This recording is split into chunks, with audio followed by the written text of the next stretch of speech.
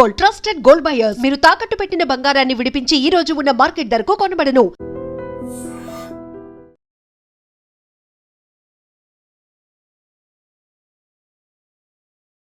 నమస్తే. అన్నామలై భారతీయ జనతా పార్టీకి రాజీనామా చేశారు. తమిళనాడు భారతీయ జనతా పార్టీ మాజీ అధ్యక్షుడు అన్నామలై పార్టీకి రాజీనామా చేసేసి కొత్త పార్టీ పెట్టబోతున్నాడు అని ఏదైతే ప్రచారం జరుగుతుందో, సో అందుకు అనుగుణంగానే పరిణామాలు కూడా ఈరోజు కనిపిస్తూ ఉన్నాయి. నేరుగా ఢిల్లీ వెళ్ళినటువంటి అన్నామలై ఆ పార్టీ జాతీయ అధ్యక్షుడు నితిన్ నబీ, మరొక కీలక నాయకుడు బిఎల్ సంతోష్ గారితో కలిసి 5 పేజీల తన రాజీనామా లేఖను సమర్పించినట్టుగా తెలుస్తోంది. అయితే మనకి ఇప్పటివరకు అందుతున్నటువంటి ఇన్ఫర్మేషన్, భారతీయ జనతా పార్టీ ఇంకా ఈ రాజీనామాను యాక్సెప్ట్ చేయలేదు. మీకు రాజ్యసభ పదవి కూడా ఇస్తాం, మీరు పార్టీలోనే ఉండండి, మీరు భావోద్వేగంలో ఏ తప్పుడు నిర్ణయం తీసుకోవద్దు, పార్టీలోనే ఉండండి, మీకు ఇంకా అదనపు బాధ్యతలు అప్పగిస్తాం అని చెప్పినప్పటికీ కూడా సున్నితంగా వాటిని తిరస్కరించినట్టుగా తెలుస్తుంది. నా రాజీనామాను ఆమోదించండి అని చెప్పి ఆయన అడిగినట్టుగా తెలుస్తుంది.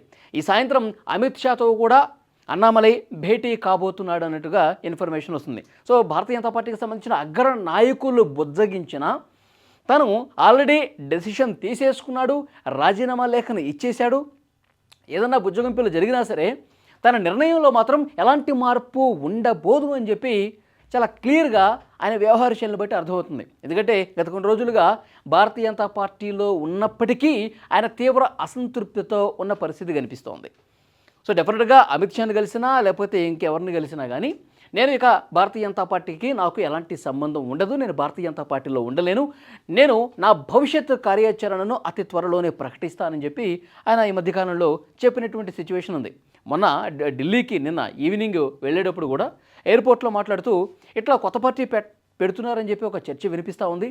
అందులో ఎంతవరకు వాస్తవం ఉంది అంటే ఆయన కొట్టిపారేలా, నేను పార్టీ పెట్టడం ఏంటి, నేను అసలు కొత్త పార్టీ నా ఆలోచన లేదు, ఇలా ఏం చెప్పలేదు ఆయన. ఇవన్నీ కూడా 1-2 రోజుల్లో మీకు క్లారిటీ ఇస్తాను అని మాత్రం చెప్పి ఆయన ఫ్లైట్ ఎక్కి ఢిల్లీలో ల్యాండ్ అయినటువంటి పరిస్థితి ఉంది. సో ఈయన బ్యాక్గ్రౌండ్ అంటే ఈయన ట్రాక్ రికార్డ్ను ఒక్కసారి మనం పరిశీలిస్తే, ఇతను Annamalai 2011 Karnataka cadre IPS officer. చాలా కొద్ది కాలంలోనే ఆయన తన పదవికి రాజీనామా చేసేసి ప్రజలకు సేవ చేయాలన్న ఉద్దేశంతో 2019వ సంవత్సరంలో భారతీయ జనతా పార్టీలో జాయిన్ అయ్యారండి. భారతీయ జనతా పార్టీలో జాయిన్ అయిన తర్వాత 2 వారాలకే రాష్ట్ర ఉపాధ్యక్ష పదవి భారతీయ జనతా పార్టీ ఇచ్చింది తమిళనాడులో. అసలు భారతీయ జనతా పార్టీకి సరైనటువంటి ఉనికి లేదు, సరైనటువంటి ఓట్ బ్యాంకే లేదు. భారతీయ జనతా పార్టీకి ఆదరణ అంతంత మాత్రం, ఓట్లు కూడా వేళ మీద లెక్కపెట్టే పరిస్థితి. తర్వాత 2 వారాలకి ఆయనకు ఉపాధ్యక్ష పదవి ఇచ్చిన తర్వాత 2 ఏళ్లకు అంటే 2021వ సంవత్సరంలో ఆయనకి ఏకంగా రాష్ట్ర అధ్యక్ష పదవిని ఇచ్చినటువంటి పరిస్థితి ఉంది. అధ్యక్షుడు అయిన తర్వాత 2021 జూలైలో అధ్యక్ష బాధ్యతలు చేపట్టి 2025 ఏప్రిల్ వరకు దాదాపు 4 సంవత్సరాల వరకు ఆయన బీజేపీ రాష్ట్ర అధ్యక్షుడిగా తమిళనాడులో వ్యవహరించారు. ఆయన అధ్యక్షుడిగా ఉన్నప్పుడు ఈ 4 సంవత్సరాల కాలంలో మొత్తం ఇటు పంటి కింద రాయిలా మారాడు అధికార పక్షానికి. భారతీయ జనతా పార్టీ అంటే ఆయన తీసుకున్నటువంటి కార్యక్రమాలు, ప్రభుత్వం మీద ఇరుకును పెట్టడానికి ఆయన అనుసరించినటువంటి విధానాలు, ఆయన చేసినటువంటి పోరాటాలు, సో భారతీయ జనతా పార్టీకి ఒక కొత్త ఊపుని, ఉత్సాహాన్ని, ఉత్తేజాన్ని తమిళనాడులో తీసుకొచ్చాయి. అన్నామలై అక్కడ భారతీయ జనతా పార్టీకి అధ్యక్షుడు అయిన తర్వాత, ఆ తర్వాత 2025లో ఏప్రిల్లో ఎప్పుడైతే ఆయన పదవీకాలం పూర్తయిపోయిందో, అంటే పూర్తి అయింది అనటం కంటే పూర్తయ్యేలా చేశారు. ఎందుకంటే భారతీయ జనతా పార్టీ తమిళనాడులో అధికారంలోకి రావాలని చెప్పి చాలా ప్రయత్నాలు చేసింది. భారతీయ జనతా పార్టీ అసలు సౌత్లో ఏ రాష్ట్రంలో కూడా పూర్తి స్థాయిలో అధికారంలోకి వచ్చినటువంటి పరిస్థితి లేదు. సౌత్లో రాష్ట్రాలని అధికారంలోకి రావడానికి, రాష్ట్రాలను పెంచుకోవడానికి శతవిధాల ప్రయత్నం చేస్తుంది. సో డిఎంకే అధికారంలో ఉంది, సో అన్నాడీఎంకే ప్రతిపక్షంలో ఉంది. అన్నాడీఎంకేతో కలిసి తమిళనాడు రాష్ట్రంలో అధికారంలోకి రావాలని చెప్పి ప్రయత్నంలో భాగంగా అన్నాడీఎంకేను సంప్రదించినప్పుడు అన్నాడీఎంకే ఒక కండిషన్ పెట్టింది. సరే, భారతీయ జనతా పార్టీతో పొత్తు పెట్టుకోవడానికి మాకు ఇబ్బంది లేదు, కానీ ఒక విషయంలో మాత్రం మా కండిషన్కి మీరు ఒప్పుకొని తీరాల్సిందే. ఆ కండిషన్ ఏంటి? అన్నామలైని బీజేపీ రాష్ట్ర అధ్యక్షుడి పదవి నుంచి తొలగించాలి. ఇది అన్నాడీఎంకే పెట్టిన కండిషన్. అన్నామలై అనే వ్యక్తి భారతీయ జనతా పార్టీ అధ్యక్షుడిగా ఉండకూడదు, మొదటి కండిషన్. రెండో కండిషన్, అసలు అతను పోటీ చేయకూడదు. ఇప్పుడు 2026లో జరిగినటువంటి ఎలక్షన్స్లో అతను పోటీ చేయకూడదు, అతని మద్దతుదారులు ఎవరైతే ఉన్నారో అనుచరులు వాళ్ళకు కూడా టికెట్లు ఇవ్వకూడదు.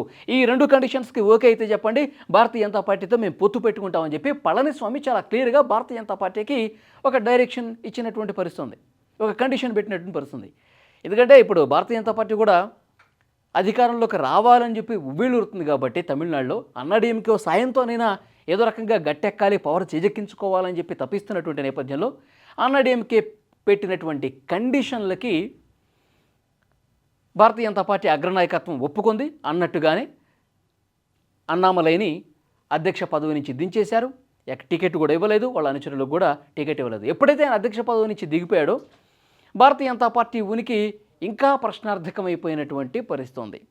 అసలు పళనిస్వామి అన్నాడీఎంకే ఎందుకంత పట్టుబట్టాడు అంటే, ఈయన అన్నామలై భారతీయ జనతా పార్టీ రాష్ట్ర అధ్యక్షుడు అయిన తర్వాత అధికార డిఎంకే మీద వాళ్ళు చేసినటువంటి అవినీతి అక్రమాల మీద ఆధారాలతో సహా ప్రెస్ మీట్లు పెట్టి జనంలోకి వెళ్ళి పెద్ద ఎత్తున ఉద్యమం చేశాడు. అలాగే ప్రతిపక్షంలో ఉన్నటువంటి అన్నాడీఎంకే మీద ఎప్పుడో జయలలిత దగ్గర నుంచి ఇప్పుడు ఉన్నటువంటి పళనిస్వామి వరకు వీళ్ళు అధికారంలో ఉన్నప్పుడు ఏ విధంగా దోచేశారు, ఏ విధంగా అక్రమాలు చేశారు, ఏ విధంగా కబ్జాలు చేశారు, ప్రజాధనాన్ని ఏ విధంగా దుర్వినియోగం చేశారు, వీటన్నిటిని కూడా ఎప్పటికప్పుడు వీళ్ళ మీద కూడా పోరాటం చేశారు అవినీతి మీద. సో జయలలిత దగ్గర నుంచి నా వరకు అవినీతి చేశారని చెప్పి ఇంత ప్రచారం చేస్తున్నటువంటి ఈ అన్నామలైతో భారతీయ జనతా పార్టీ ఉన్నంతకాలం, భారతీయ జనతా పార్టీ అధ్యక్షుడిగా అతను ఉన్నంతకాలం మేమైతే మీతో పొత్తు పెట్టుకోం. సో ఇంత రెబల్గా ఫైట్ చేశాడు కాబట్టి, ఇంత గొప్పగా భారతీయ జనతా పార్టీ తరఫున తమిళనాడులో ప్రధాన ప్రతిపక్షానికి అధికార పక్షానికి ఏకులో మేకయ్యాడు కాబట్టి, పంటి కింద రాయ్యాడు కాబట్టి, ఇంత తీవ్ర స్థాయిలో విమర్శలు చేస్తూ ఒక ఉద్యమం నడిపించాడు కాబట్టి అంత కోపం పెట్టుకుని అన్నాడీఎంకే అతన్ని పదవుల నుంచి తొలగించింది. సో ఈ బాధ ఎక్కువ ఉంది, అన్నామలైకి బాధ ఎక్కువ ఉంది. సో కాబట్టి భారతీయ జనతా పార్టీలో ఉంటే నాకు భవిష్యత్తు లేదు, నేను భారతీయ జనతా పార్టీకి ఎంతో సేవ చేశా, ఎన్నికల సమయంలో నాకు ఇంకా కీ రోల్ ఇవ్వాల్సినటువంటి భారతీయ జనతా పార్టీ అన్నాడీఎంకేతో చేతులు కలిపి నన్ను పూర్తిగా నా పదవి నుంచి తొలగించేసి నాకు సరైనటువంటి పాత్ర లేకుండా కీలకమైన ఎన్నికల సమయంలో చేసిందని చెప్పి ఆ బాధ, ఆ అసంతృప్తి, ఆ ఆవేదన ఇతనిలో ఉంది. సో ఇంకొక ముఖ్యమైనటువంటి విషయం ఏంటంటే, ఈ ఫలితాలు చూసిన తర్వాత, ఎందుకంటే విజయ్ టీవీకే పార్టీని పెట్టడం, టీవీకే పార్టీ అద్భుతమైన విజయం సాధించడం, ఆయన ముఖ్యమంత్రి కావటం, తమిళనాడు ఎన్నికల్లో బీజేపీకి వచ్చినటువంటి ఫలితాలు ఇవన్నీ చూసిన తర్వాత భారతీయ జనతా పార్టీకి ఇక తమిళనాడులో భవిష్యత్తు లేదు అని చెప్పి చాలా క్లారిటీ వచ్చేసింది అతను కూడా. సో అందుకే నేను ఒక కొత్త పార్టీ పెడితేనే నాకు భవిష్యత్తు ఉంటుంది. సో ఒక మంచి నాయకుడిని తమిళ ప్రజలు ఏ విధంగా ఆశీర్వదిస్తారు, ఏ విధంగా ప్రేమ చూపిస్తారు, ఏ విధంగా అవకాశాలు కల్పిస్తారనేది విజయ్ ఒక మంచి ఎగ్జాంపుల్గా ఉన్నాడు. కాబట్టి నేను కూడా అదే తరహాలో ఒక కొత్త రాజకీయ పార్టీని ప్రారంభిస్తేనే భవిష్యత్తు ఉంటుందని చెప్పి ఆయన తలిచాడు. సో దాంట్లో భాగంగానే ఇక భారతీయ జనతా పార్టీకి రాజీనామా చేసేసి జూన్ 15వ తారీఖులోపు ఆయన తన కొత్త పార్టీని అనౌన్స్ చేసే అవకాశం ఉంది. మక్కల్ సేవై కట్చి అంటే ప్రజాసేవ పార్టీ అని చెప్పి ఈ పేరును పరిశీలిస్తున్నట్టుగా తెలుస్తోంది. ఇంకా 2-3 పేర్లు కూడా ఉన్నాయి. సో ఏదో ఒకటి అతి త్వరలోనే ఫైనల్ చేసే అవకాశం అయితే కనిపిస్తుంది. మొత్తానికి భారతీయ జనతా పార్టీకి అన్నామలై రాజీనామా చేసేసాడు. మరి పార్టీ ఎప్పుడు, ఆ ముహూర్తం ఏంటన్నది కూడా అతి త్వరలోనే తెలిసే అవకాశం ఉంది. ఈ వీడియో మీద తప్పకుండా మీ అభిప్రాయాన్ని కామెంట్ బాక్స్లో తెలియజేయండి.